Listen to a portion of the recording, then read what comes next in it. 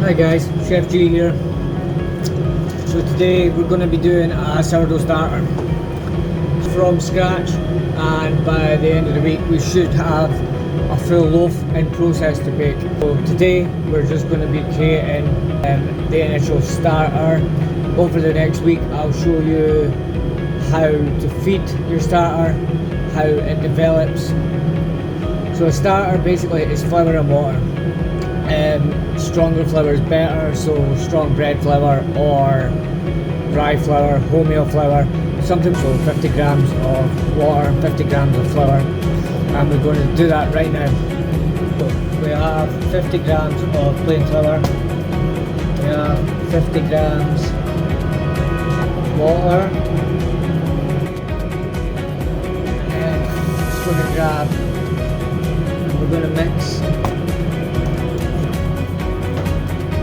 So we've got a Kelner jar, and I'm just going to transfer the starter into the Kelner jar.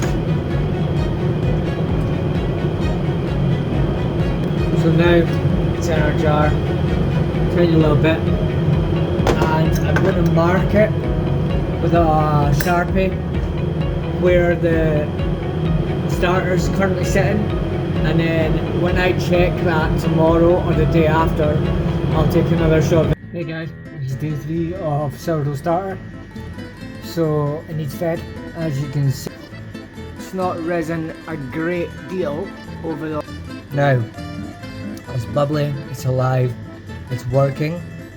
If it looks like this, don't panic, it's meant to be like that. We discard half of it.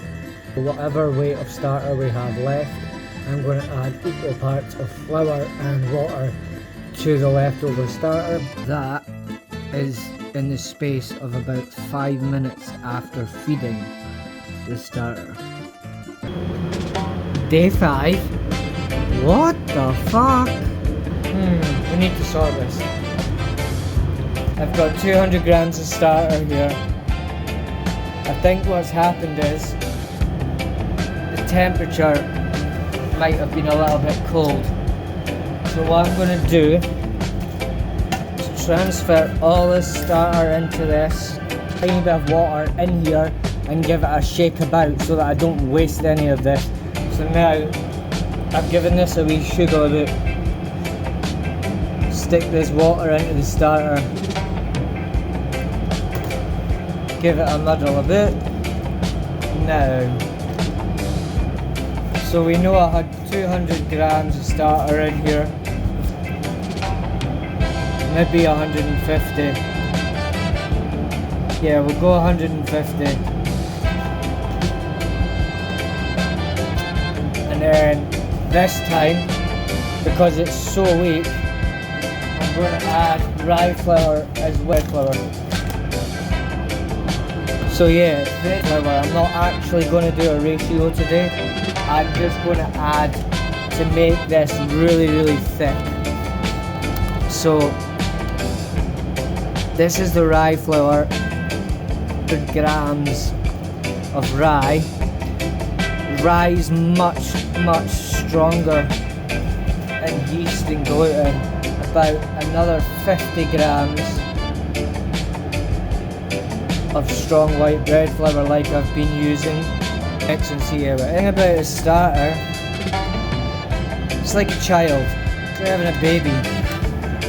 So they're all different. When you have one, act a certain way, and then when you have your second child, you think, oh, that's fine, I've gone through the struggle of having the first one, and I know how to react to the second one. The second one will have a totally different fucking personality to the first thing. So this one's really thick. I'm going to have to add a little bit more water, so I'm going to... So that is what I've got. We'll fill the jar, because then it'll heat too much and it'll blow out the jar.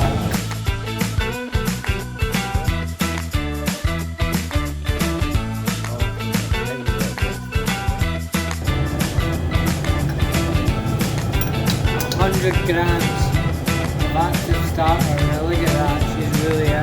look what's left. There's not very much, right? It doesn't look like there's anything. That is another starter.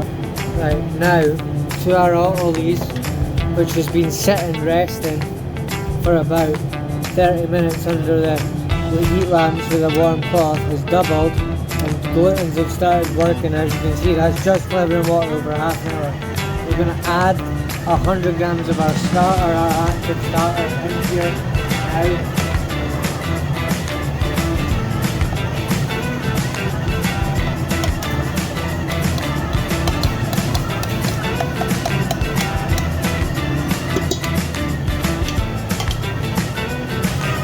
Now we're just going to add 10 grams of salt.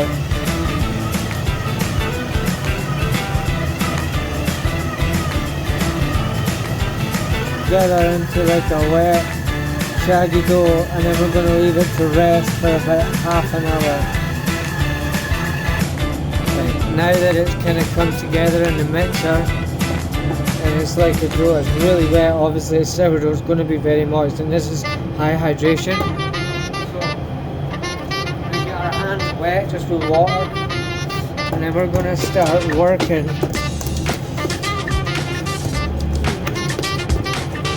Getting underneath it, pulling it, and just kind of getting the gluten's working. It's already had a little workout, and let's start with it.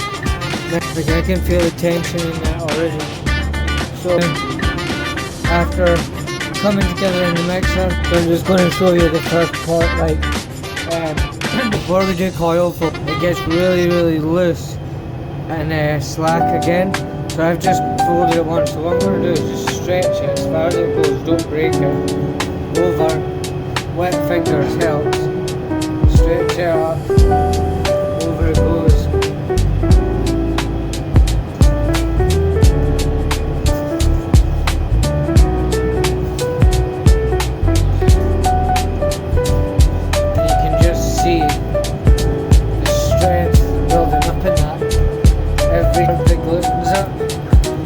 This is the second stretching fold we're doing now, so you'll see how it's flattened out and got loose again, but it's still got strength. So this is how much strength it is. It's not even breaking yet. We're just going to give it another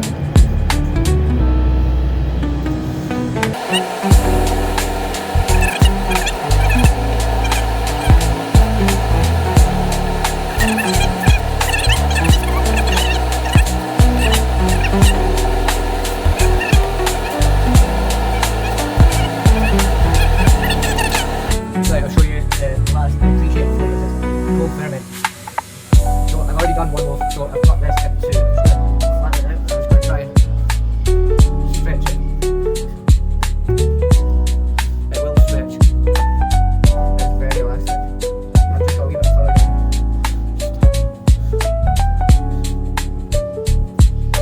What you play with it, further out. I'm quite happy with that.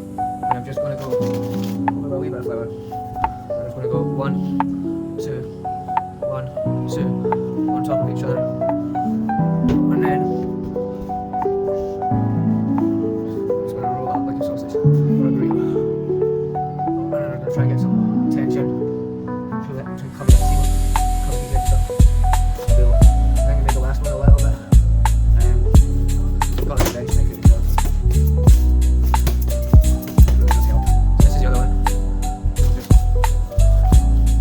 some tension back into this one. I should have waited a minute. I just cut them down in the middle. One's a lot bigger than the other one, but that's alright. Now these are ready to go into their baskets.